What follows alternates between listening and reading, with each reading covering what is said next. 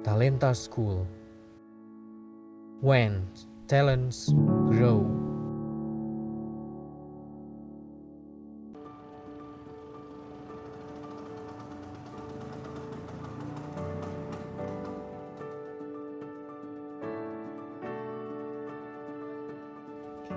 Talenta School, where it's all begun. Here is the place of nursery for all kinds of great talents. Pagi, Pak. Pagi. The homey, friendly, and energetic school.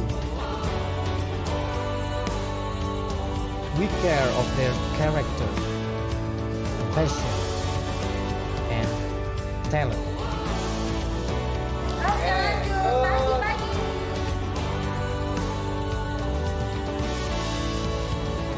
Where all great talents are shaped to be excellent generation. We grow their tolerance, empathy, and personalities. We dig out their potential. We paint and color their brighter future. We serve our best talent with care, love, passion, and best facilities.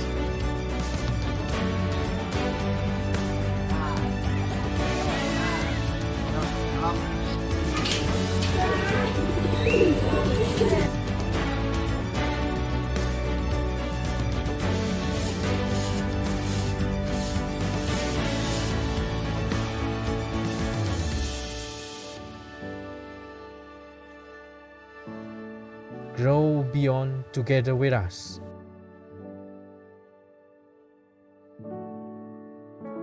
Talenta School, when talents grow.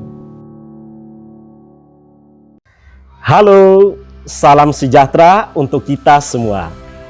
Perkenalkan, nama saya Petrus Stanislausiga. Saat ini saya berkarya di SMA Talenta Kabupaten Bandung, Jawa Barat. Saya adalah mahasiswa program pendidikan profesi guru dalam jabatan batch kedua tahun 2023 dari LPTK STPK Santo Fransiskus Semarang dengan nomor induk mahasiswa 23208162.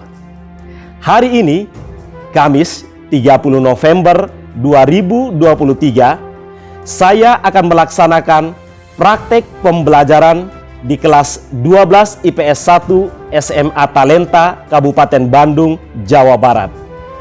Adapun tema yang akan saya bahas dalam praktek pembelajaran kali ini adalah keberagaman dalam hidup bermasyarakat dengan subtema keberagaman sebagai realitas asali kehidupan manusia dengan model pembelajaran problem-based learning. Sekian informasi dari saya. Terima kasih atas perhatiannya dan Tuhan memberkati. Siap, gerak. Jangan lupa gerak. Gerak. Selamat siang Cata, siang Asia, siang Fiona, siang Iko, selamat siang Brenda, siang Didi, siang Steve, siang Didi, siang Martin,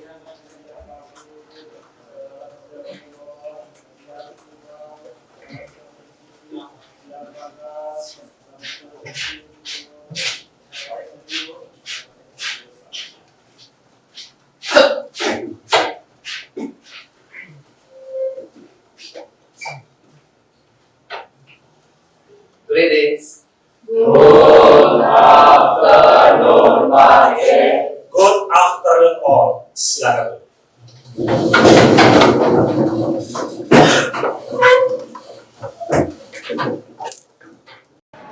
Oke, baik teman-teman. Hari ini kita ketemu lagi ya untuk pembelajaran agama. Nah, tapi sebelumnya Pak Cek mau ngecek dulu. Bapak mau ngecek dulu. Hari ini apakah semuanya masuk atau ada yang tidak hadir? Masuk semua ya. Good, semuanya masuk. Oke. Lalu yang kedua gimana? Kita siap untuk pelajaran hari ini? Siap. Siap tidak pelajaran? Siap. Oke, kalau kita siap berarti kita akan memulai dengan doa. Nah, Bapak mau tanya dulu dong, siapa yang mau membantu untuk doa pembuka? Santa. Oke, terima kasih. Silakan Santa, tepuk tangan dulu dong buat Santa.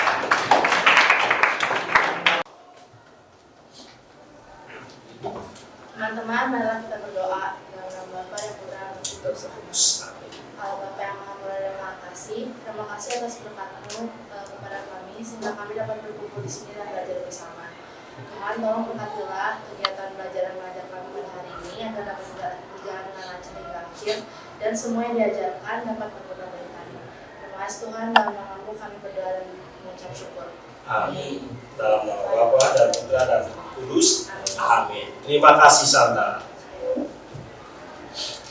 Teman-teman, Bapak akan tanya dulu, apakah kalian masih ingat nggak materi pelajaran kita minggu yang lalu? Siapa yang masih ingat? Rio, apa kira-kira materinya? Memperjuangkan nilai kehidupan.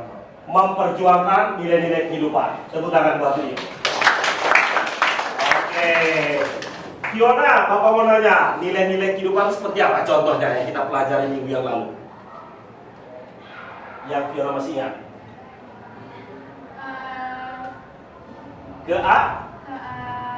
Keadilan. Tepuk tangan buat Fiona.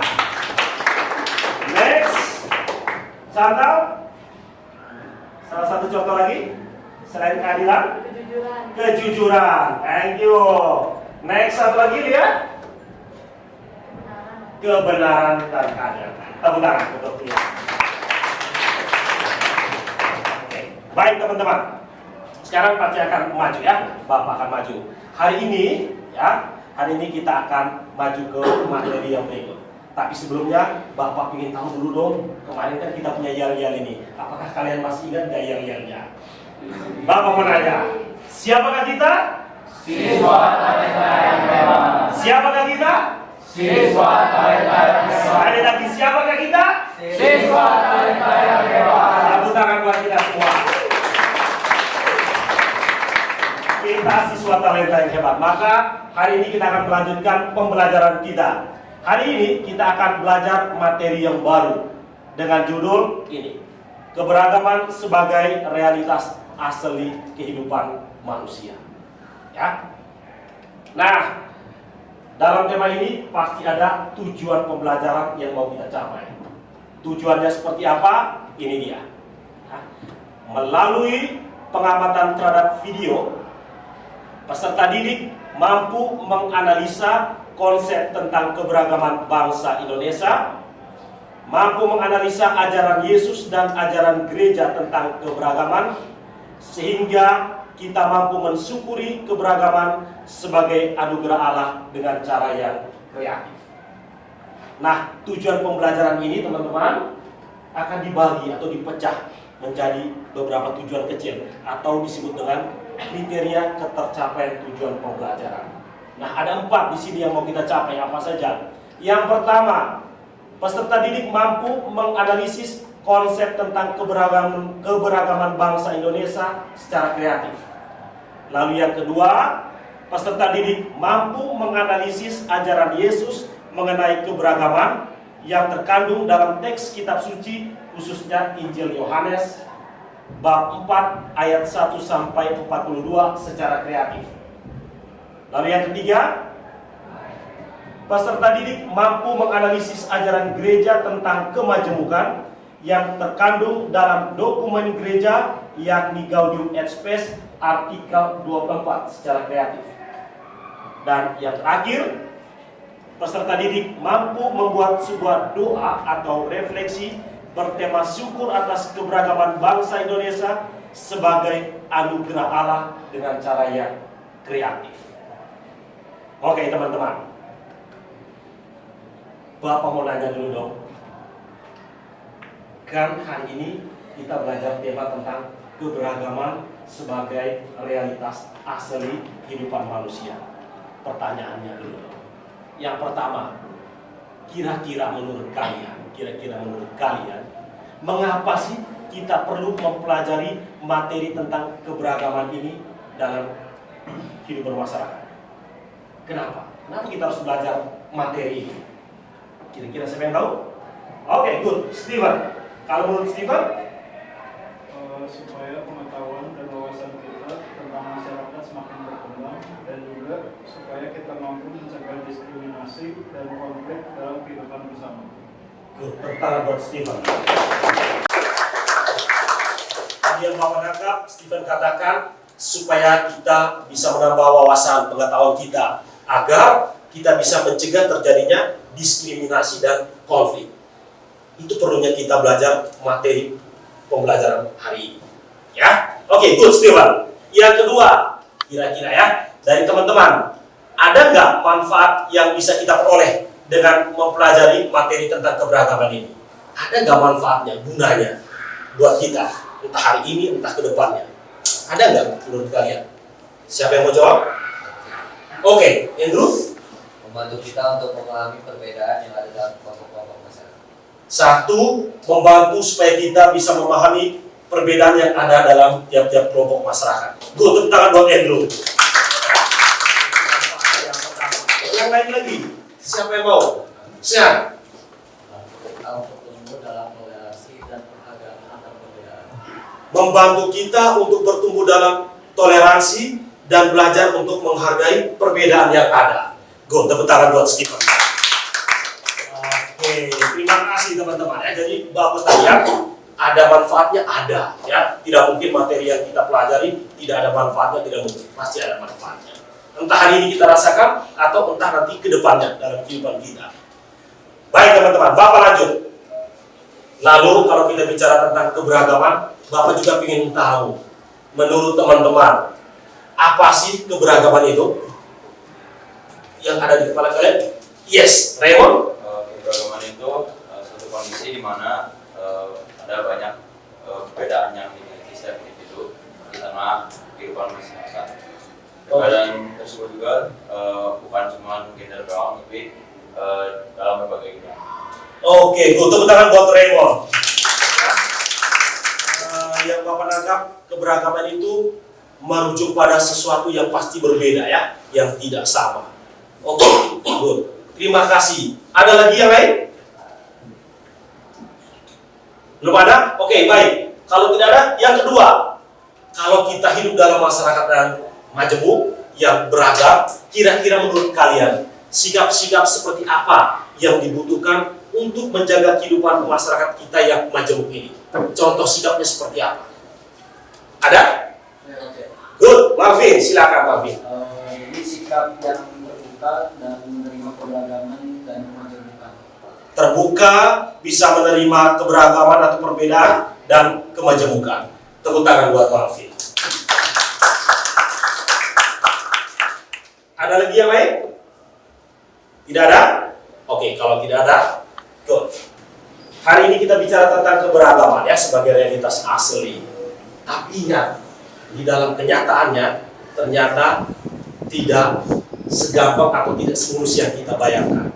Dalam kehidupan ini, di dalam masyarakat kita, bangsa Indonesia, seringkali terjadi konflik semacam itu ya, atau pertikaian, entah antar agama, entah antar suku, dan sebagainya. Nah, Bapak akan mengajak kita bersama-sama untuk menonton sebuah tayangan dari YouTube. Lalu dari tayangan itu kita akan coba masuk ke dalam kelompok untuk berdiskusi, ya, untuk menemukan masalah dan kita akan mencarikan solusi bagi permasalahan yang kita temukan dalam tayangan video ini. Ready? Semuanya siap? Ya, kalau begitu, mari kita saksikan bersama tayangan berikut ini.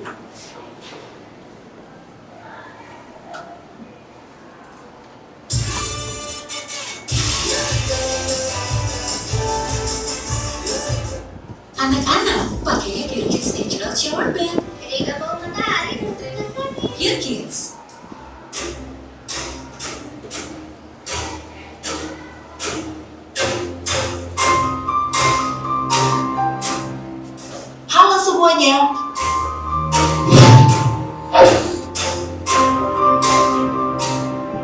Konflik-konflik bernuansa suku dan agama pernah terjadi di beberapa daerah di Indonesia. Padahal kita tahu bahwa bangsa Indonesia memiliki banyak keberagaman, baik itu agama, suku bangsa, ras, bahasa, tradisi, dan sebagainya. Penyebab konflik bernuansa suku dan agama itu terjadi karena kesadaran masyarakat terhadap isu diskriminasi suku dan toleransi beragama masih rendah. Fenomena tindak intoleransi dan diskriminasi ini berdampak tidak langsung terhadap situasi demokratisasi di Indonesia, serta dapat merusak kehidupan harmoni masyarakat yang telah terbentuk sekian lama. Konflik merupakan hal yang terjadi sebagai akibat dari interaksi manusia. Terjadinya konflik biasanya dilatar belakangi oleh perbedaan yang dibawa oleh individu dalam interaksi. Indonesia sendiri merupakan salah satu negara multikultural atau majemuk terbesar di dunia. Kemajemukan Indonesia dapat dilihat dari agama, budaya, bahasa, etnis, dan adat istiadat yang ada. Dan berikut adalah beberapa konflik antar etnis yang pernah terjadi di Indonesia.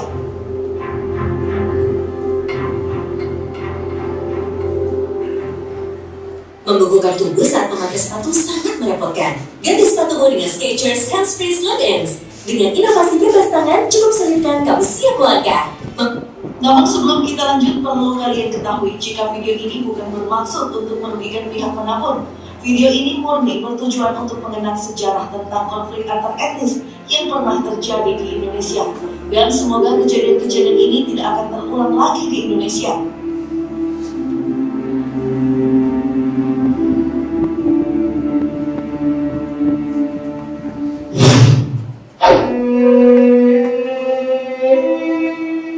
Yang pertama, konflik Sampit.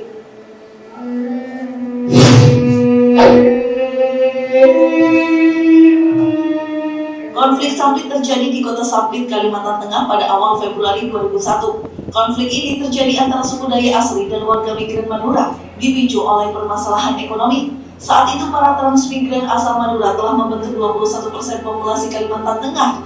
Akibatnya Kalimantan Tengah merasa tidak puas karena terus merasa disaingi oleh Madura. Terjadilah penyerangan yang membuat sebanyak 1.335 orang Madura harus mengungsi. Namun konflik Sampit yang terjadi tahun 2001 bukanlah insiden pertama, karena sebelumnya sudah terjadi perselisihan antara keduanya.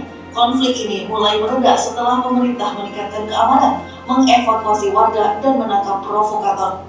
Kemudian untuk memperingati akhir konflik tersebut dibuatlah perjanjian damai antara suku Dayak dan Madura. Selain itu, untuk memperingati perjanjian damai tersebut dibentuk juga sebuah tugu perdamaian di Sampit.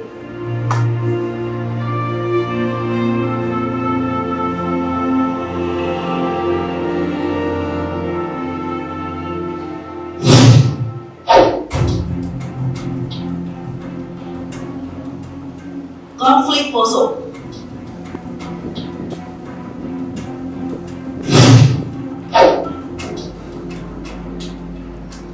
Konflik Poso adalah sebutan untuk serangkaian kerusuhan yang terjadi di Kabupaten Poso, Sulawesi Tengah. Konflik ini terjadi sejak 25 Desember 1998 hingga 20 Desember 2001. Peristiwa konflik Poso dimulai dari sebuah bentrokan kecil antar kelompok pemuda sebelum akhirnya menjalar menjadi kerusuhan bernuansa agama. Kabupaten Poso memiliki penduduk mayoritas Muslim di desa-desa, sedangkan mayoritas Protestan di dataran tinggi. Selain penduduk asli Muslim, terdapat juga pendatang orang Bugis dari Sulawesi Selatan dan Gorontalo bagian utara. Kabupaten Poso pun menjadi fokus program transmigrasi pemerintah, sehingga pada akhir tahun 1990-an, penduduk di Kabupaten Poso mayoritas adalah Muslim dengan persentase di atas 60%. Para pendatang kemudian membuat adanya persaingan ekonomi antara penduduk asli Poso yang mayoritas Kristen dengan para pendatang Bugis yang memeluk Islam. Kondisi itulah yang kemudian melatar belakangi konflik bernuansa suku dan agama yang terjadi di Poso. Konflik Poso sendiri berakhir pada 20 Desember 2001 dengan ditandatangani Deklarasi Malino.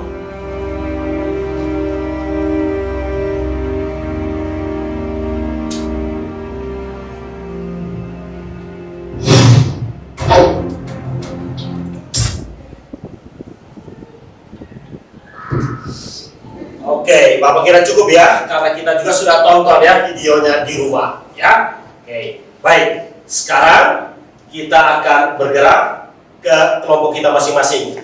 Kelompok kita seperti yang sudah kita bagi minggu yang lalu ya. Jadi kita sekarang silakan bergerak ke kelompok masing-masing untuk diskusi kelompok.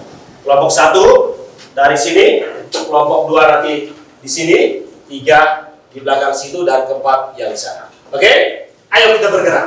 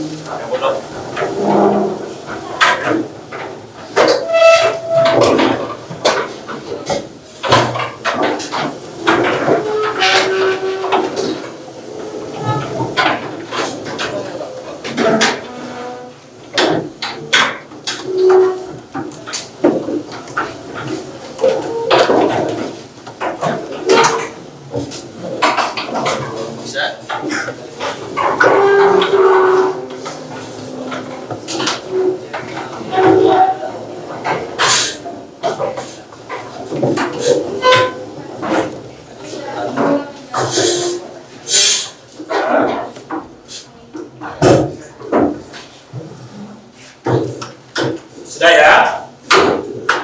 Baik, sekarang Bapak jelaskan dulu sebelum kita berdiskusi, sebelum kita bekerja ya. Nah, di sini teman-teman, kalian sudah mendapatkan LKPD-nya ya, atau LKS-nya sudah di kalian masing-masing. Di setiap kelompok juga sudah ada Alkitabnya ya? Sudah ada ya? Oke. Nah, apa yang Anda lakukan di sini? Anda mulai berdiskusi.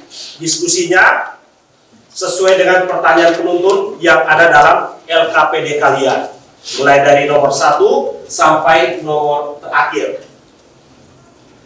Yang kedua, pastikan bahwa setiap anggota kelompok itu mendapat tugas dan peranannya masing-masing. Ya, jangan sampai hanya si A yang kerja, yang B-nya tidur saja. Ya, semuanya harus punya peranan. Siapa yang mencatat, siapa yang akan melaporkan atau mempresentasikan, siapa yang mencari sumber referensi dan sebagainya, harus dibagi secara adil. Oke? Baik, sampai di sini ada yang mau ditanyakan? Tidak ada. Belum ada? Belum. Kalau belum ada, silakan dikerjakan sekarang. Oke, teman-teman, silakan ya, silakan berdiskusi. Temukan masalah apa tadi yang Anda lihat pada tayangan video, lalu cari solusinya seperti apa ya. 6. Oke, nomor 6 adalah sebagai orang Kristiani, sikap-sikap seperti apakah yang harus ditumbuh kembangkan dalam masyarakat Indonesia yang majemuk ini. Oke, kelompok 4 gimana? Ada yang mau ditanyakan? Yang ini Pak, masyarakat majemuk itu maksudnya? Oh, masyarakat majemuk itu masyarakat Indonesia yang beraneka ragam tadi ya. Suku, agama, budaya, dan sebagainya ya. Oke, baik, untuk semua kelompok tolong diingat, nanti jangan lupa ya, hasil diskusi kelompok selain yang dikerjakan di LKPD, jangan lupa juga dibuatkan PPT-nya ya, PowerPoint-nya. Terserah mau pakai PPT, mau pakai Canva, terserah ya. Yang penting yang kreatif, karena kan tadi kita akan membuat laporannya secara kreatif. Jadi silakan kelompok atau teman-teman membuat dengan caranya masing-masing secara kreatif. Oke, ada lagi yang mau ditanyakan? Raymond, Bagas, Malvin? Belum ada? Oke, baik, lanjut ya. Terima kasih.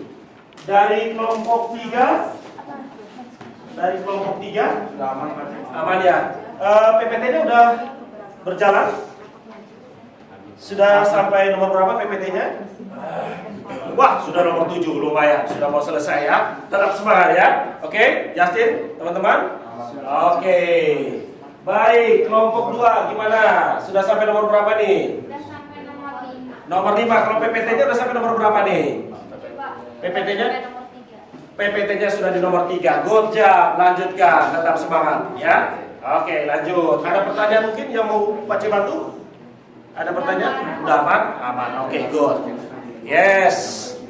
Bagaimana dengan kelompok 1? Udah sampai nomor berapa ini?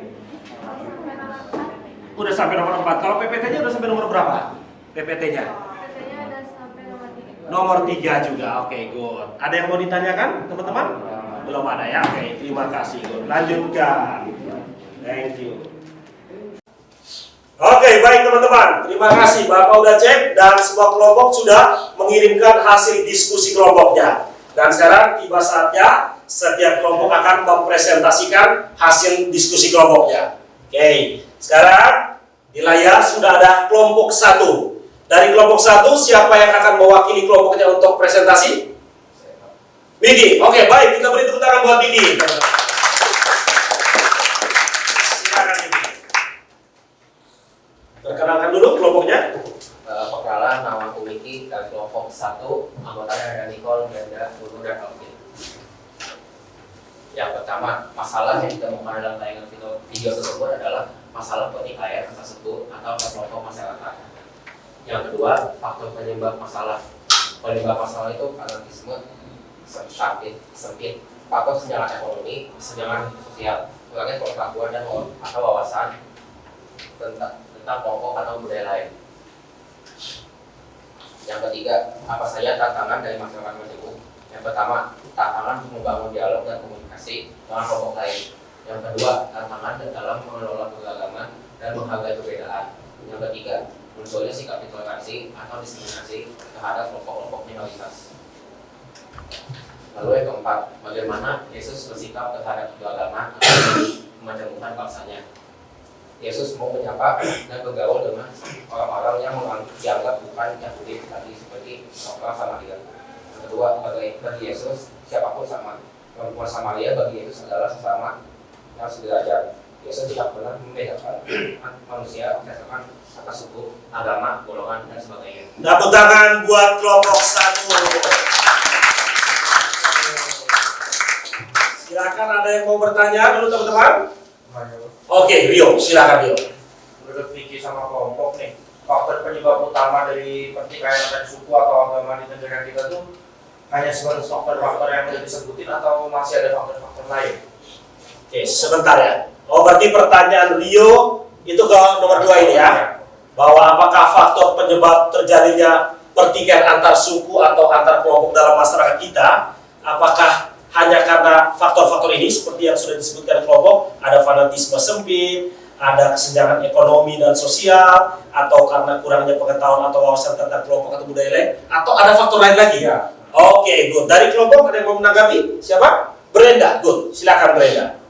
Masih banyak faktor lain, yaitu pertama politik identitas, terus yang kedua kurangnya pendidikan tentang multikulturalisme, sama yang terakhir provokasi yang datang dari luar.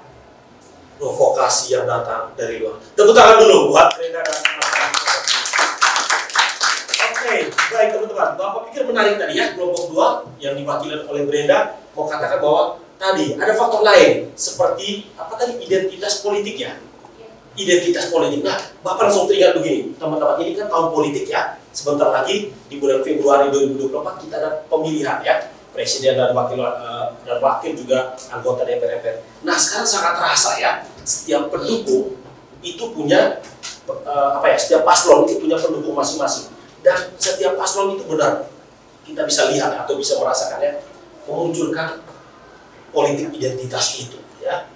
Kalau kamu lihat baik-baik, misalnya paslon nomor 1 itu identik dengan Amin tadi ya, Anies Baswedan dan Caimin. Mereka identitasnya seperti apa? Anda bisa lihat. Lalu paslon nomor 2, Prabowo dan Gibran. Mereka juga punya dalam tanda kutip ya, karakteristik sendiri dengan pendukungnya tersendiri. Lalu yang nomor 3 ada Ganjar dan Mahfud MD juga sama, punya karakteristik sendiri. Betul tadi ya? Pak setuju. Lalu yang terakhir menarik tadi kata mereka karena ada provokasi dari luar. Nah, orang luar datang dan memprovokasi karena perbedaan yang kita miliki. Mungkin kasusnya kita bisa bahas. Papua sampai sekarang masih kita dengar ada pertikaian sedikit-sedikit karena ada provokasi dari luar. Seperti itu. Baik, ada lagi yang lain yang mau tanyakan untuk kelompok 1? Ada? Tidak ada? Kita beri tepuk tangan untuk kelompok 1. Terima kasih. Oke teman-teman, tadi kita udah dengar hasil diskusi dan presentasi dari kelompok 1 ya. Sekarang kita maju ke kelompok 2. Kira-kira kelompok 2 siapa yang akan mewakili? Fiona, tepuk tangan buat Fiona dong. Silakan Fiona, sebelah sana. Perkenalkan dulu anggota kelompoknya siapa saja. Perkenalkan, kami dari kelompok 2, yaitu saya sendiri, Novita, Ginting, Andrew, dan Marvin. Nah, jadi pertanyaan nomor 5 itu, bagaimana sikap gereja Katolik dalam menyikapi keberagaman atau kemajemukan? Nah, kalau bagi gereja, Yesus adalah pusat iman kita. Oleh karena itu, hidup Yesus harus menjadi sikap setiap orang beriman Kristiani. Adapun sikap-sikap yang harus dikembangkan oleh gereja umat Allah adalah sebagai berikut. 1. Sikap-sikap yang mampu mencegah perpecahan, seperti membangun hidup bersama dan menghapus sikap primordial dan sektarian. Yang kedua, membangun sikap-sikap positif seperti menerima perbedaan atau keberagaman sebagai suatu keindahan dan sebuah rahmat atau anugerah bagi bangsa kita. Nomor 6, sebagai orang Kristiani, sikap-sikap yang seperti apakah yang harus Anda tumbuh kembangkan dalam masyarakat Indonesia yang beragam atau majemuk ini? Sikap yang harus kita tumbuh kembangkan dalam masyarakat majemuk antara lain: 1. Keterbukaan satu terhadap yang lain. 2. Membangun komunikasi yang terbuka satu sama lain. Dan terakhir, nomor 3, membangun kerjasama antara kelompok masyarakat yang satu dengan yang lainnya. Terakhir, nomor 7, solusi apa yang dapat Anda berikan untuk menyelesaikan masalah? Yang pertama, mendorong dialog terbuka antara berbagai kelompok dalam masyarakat untuk memperkuat pemahaman, menghormati perbedaan. 2. Membangun pendidikan yang berfokus pada toleransi, keragaman, dan penghargaan terhadap perbedaan. Tepuk tangan buat kelompok 2, luar biasa. Ya. Oke, dari teman-teman yang lain, apakah ada pertanyaan buat kelompok 2? Yes, Kesia, silakan. Ada pertanyaan dari kelompok 4 ya? Iya betul. Jadi tadi kan yang dijelasin sama kelompok 2 di yang nomor 6 itu tuh salah satu sikap yang harus kita tumbuh kembangkan dalam masyarakat maju itu kan ada salah satunya itu keterbukaan satu terhadap yang lain. Nah, boleh dong tolong dijelasin kayak sikap keterbukaan satu sama satu terhadap yang lain tuh apa contohnya? Nah, kan di Indonesia itu banyak banget ya suku, ras, agama, dan lain-lain. Jadi maksudnya keterbukaan itu misalnya antara agama Katolik dengan agama itu harus ada sikap terbuka. Jadi nggak boleh menuduh kita kayak agama ini doang atau suku ini doang, ras ini doang. Kita harus terbuka ke orang lain juga gitu. Jadi nggak boleh. Oke, ada lagi dari kelompok 2 yang mau menambahkan? Oke, Ginting. Pertama, kita itu harus rela atau mau menunjukkan keadaan diri kita kepada orang lain. Yang kedua, kita mengizinkan atau membolehkan orang lain masuk dan melihat ke dalam kelompok kita. Terus yang ketiga, kita mau memperlihatkan kelebihan kita sekaligus juga kelemahan kita kepada orang lain atau kelompok lain. Good. Kesia gimana? Cukup? Cukup. Tepuk tangan buat Kesia dan kelompok 2. Oke. Ada lagi yang mau ditanyakan buat kelompok 2? Tidak ada? Teman-teman, tadi setiap kelompok sudah mempresentasikan hasil diskusi ya. Nah, sekarang kita akan buat kesimpulan bersama. Kira-kira saja apa sih yang bisa kita tangkap, yang bisa kita petik dari hasil presentasi masing-masing kelompok. Kira-kira ya, menurut kalian apa saja? Siapa yang mau membuat kesimpulan? Duduk, oke, siap duduk, silakan. Kira-kira menurut duduk apa? Jadi kemajemukan adalah ciri asli dari kehidupan manusia dunia. Tuhan menciptakan umat manusia dalam perbedaan yang dapat kita pindahkan. Maka setiap orang harus belajar mengambil sikap yang tepat dan belajar bertindak secara arif untuk biasa hidup dan membangun masyarakat dalam keadaan dan kemajemukan. Oke, tepuk tangan dulu dong buat dulu. Kemajemukan itu sesuatu yang tidak terhindarkan ya, harus kita terima karena itu memang anugerah pemberian dari Tuhan. Ya, oke, good. Ada lagi yang lain? Siapa? Wes, Afif, mantap. Lanjut. Masyarakat Indonesia adalah masyarakat yang bertemu. Kemajemukan ini tampak dalam berbagai bentuk, antara lain agama, suku, bahasa, adat istiadat, dan sebagainya. Oke, bahwa menurut Alvin juga ya, bahwa bangsa kita, bangsa Indonesia itu memang masyarakat yang majemuk ya. Hal itu tampak dari adanya keanekaragaman suku, agama, bahasa, budaya dan sebagainya. Tepuk tangan buat Alvin. Next, yang berikut ada lagi Brenda. Good, silakan Brenda. Yesus Kristus memberikan contoh tentang bagaimana menghargai orang lain seperti sesama. Dia menyapa, bergaul dengan orang-orang yang dianggap bukan Yahudi lagi seperti orang-orang Samaria. Kita tentu masih ingat akan sapaan dan dialog Yesus dengan wanita Samaria, suku Yakub. Oke, berarti dari Yesus kita belajar bahwa Yesus adalah tokoh yang bisa dijadikan teladan ya, untuk bagaimana membangun hidup bersama di dalam sebuah masyarakat yang majemuk. Seperti Yesus tadi ya, yang berani membangun relasi, komunikasi, berdialog dengan orang-orang yang bukan Yahudi, dalam hal ini orang Samaria atau wanita Samaria. Betul kata Brenda. Tepuk tangan buat Brenda. Satu lagi dong, satu lagi. Ada yang mau tolong? Satu lagi. Niko, silakan. Yang menarik untuk direnungkan adalah kesediaan Yesus menyapa perempuan Samaria dan Yunani. Dalam perbincangan dengan perempuan Samaria itu, Yesus menuntut perempuannya sampai pada kesadaran akan iman yang benar. Bagi Yesus, siapapun sama. Perempuan Samaria bagi Yesus adalah sesama yang sederajat. Yesus tidak pernah membedakan manusia berdasar atas suku, agama, golongan, dan sebagainya. Di mata Tuhan, tidak ada orang yang lebih mulia atau lebih rendah. Tuhan memberikan kesempatan pada siapapun untuk bersaudara. Tuhan menyatakan dirinya bukan hanya untuk suku atau golongan tertentu, tetapi untuk semua orang. Oke, tepuk tangan buat Niko. Tadi betul ya, kata Niko bahwa yang menarik ya, Yesus ya. Bagi Yesus, semua orang itu adalah sesama saudara ya. Tidak peduli Anda agama, budaya, atau latar belakangnya apa, tidak peduli. Semua orang itu tetap anak-anak Allah yang harus dirangkul ya. Terima kasih buat Niko ya. Oke, baik teman-teman. Tadi kesimpulan Bapak kira cukup baik juga ya. Ini tadi Bapak juga sudah mencatat bahwa di mata Tuhan tidak ada orang yang lebih mulia atau yang lebih rendah. Tuhan memberikan kesempatan kepada siapapun untuk bersaudara ya. Tuhan menyatakan dirinya bukan hanya untuk suku atau golongan tertentu, tapi untuk semua orang, untuk semua kita. Dan yang terakhir, ini yang harus juga kita pegang, bahwa sikap apa yang harus kita tumbuh kembangkan dalam masyarakat kita yang majemuk ini, seperti masyarakat kita Indonesia. Ya, tadi ada kelompok yang sudah menyebut bahwa satu, perlu membangun sikap terbuka satu terhadap yang lain. Arti dari terbuka tadi sudah ya dijelaskan oleh kelompok 2 tadi ya. Lalu yang kedua, bangunlah komunikasi yang terbuka antar kelompok, antar suku, antar agama.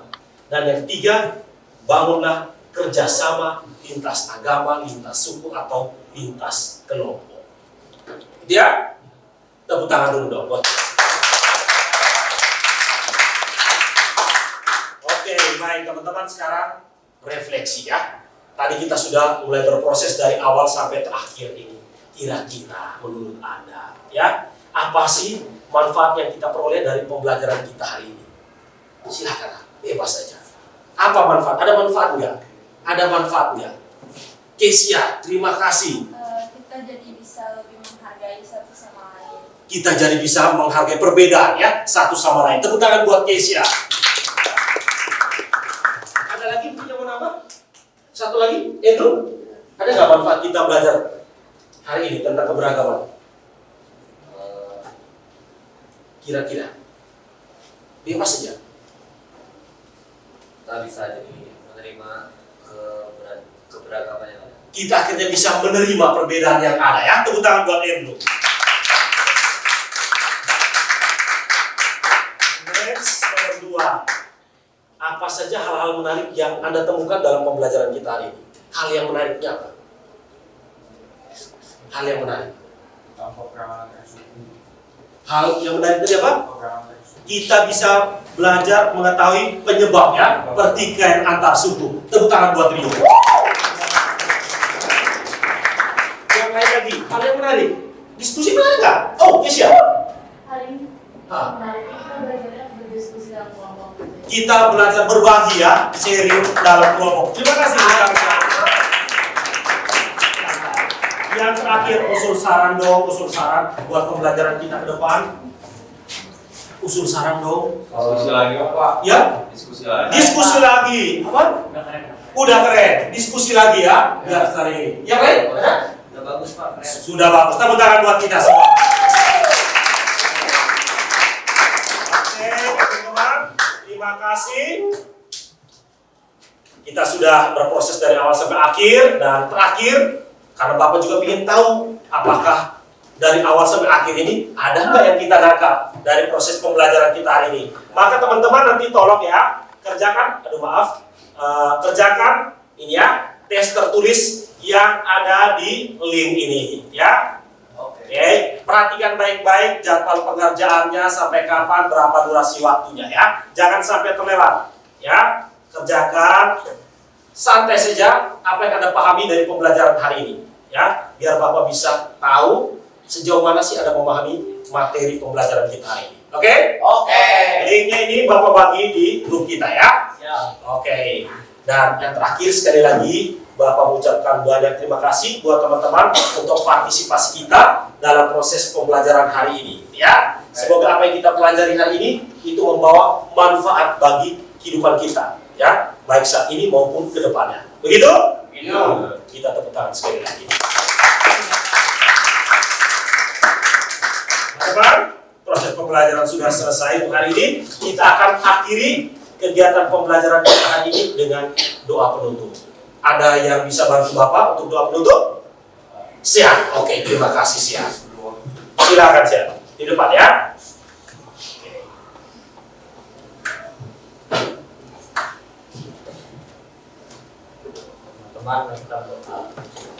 Dalam nama Bapa dan Putra dan Roh Kudus. Amin. Selamat siang Tuhan, terima kasih atas fokus pada pelajaran baik Tuhan. Tuhan sudah kami pulang, tapi kami supaya semangat dan berbuat terus Tuhan. Dalam nama Bapa dan Putra dan Roh Kudus. Amin. Terima kasih siap.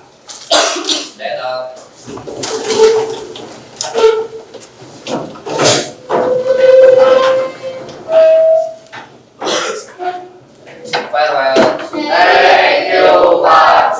See you next time. Thank you friends. See you next time. Ya, silakan aduk lagi.